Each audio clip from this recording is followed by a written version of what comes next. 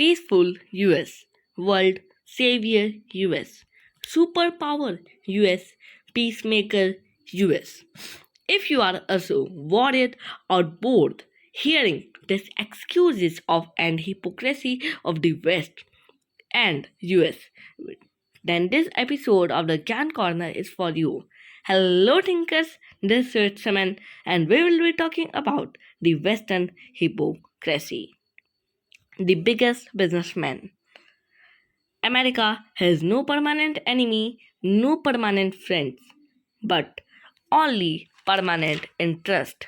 This is the unofficial foreign policy of the US. Wherever the US finds business and the country of the opportunity doesn't cooperate with the US, then the nation becomes a terrorist. US found crude oil at Iran for only $1 processing when where in comparison $4 to $7 get used in other countries in processing like Saudi Arab and Russia. In 1920, the US and British oil companies started processing oil in Iran, and they also exploited Irani people by only giving 16% share to them and enjoying 84% profit in their pockets. Just like how East India companies exploited the Indian farmers.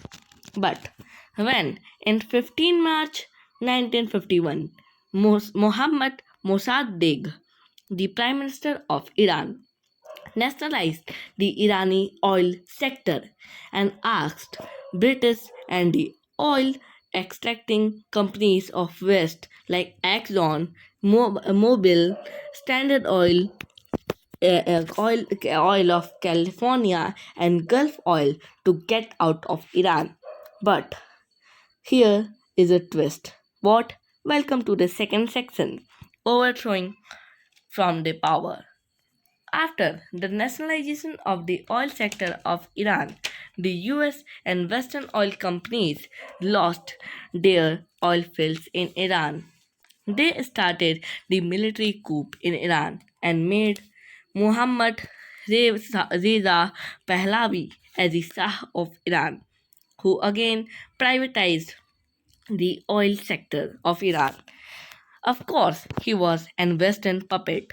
In this period, US also sold weapons of about $13 billion to Iran from the government.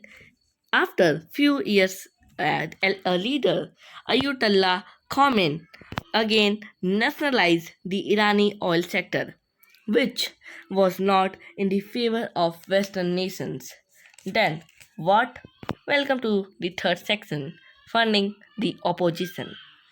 After which, Ayatollah Khomeini nationalized the entire oil sector of Iran. The US supported Iraq, the neighboring nation and the enemy of Iran. US dropped Iraq from the list of terror countries and helped Iraq with weapon developing funds and training, through which Saddam Hussein, the dictator of Iraq, killed about 2.4 million people. In spite of knowing this, US continued to fund Iraq. Why? Because Iraq was in the US interest. Through this, weapons Saddam Hussein attacked Iran. This war continued about 9 years, which killed about 5 lakh people, and both countries' infrastructure was destroyed.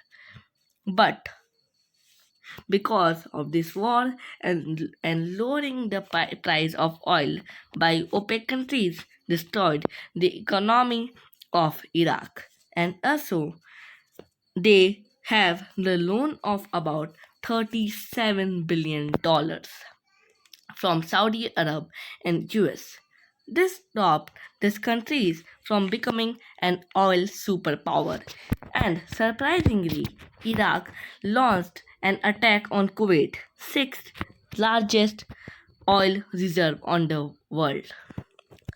But the Iraq US supported once. Now, the US with coalition of 35 countries are together to kick them out of Kuwait.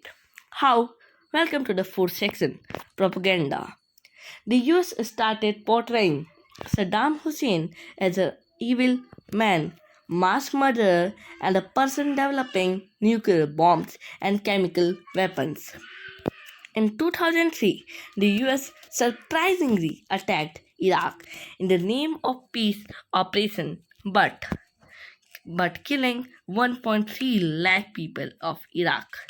Is no is this known as peace, then what is called weapon of mass destruction, for which they blamed Saddam Hussein for developing weapons of mass destruction and chemical weapons, which US failed to prove. But the real reason was because India and China were growing.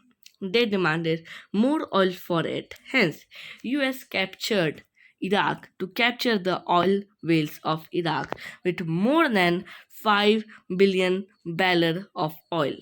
So, that's what. So this for today.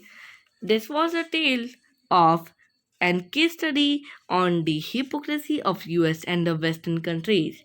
So that's for today. But if you want to know about the death trap diplomacy of China, link in the comments and descriptions. Thank you.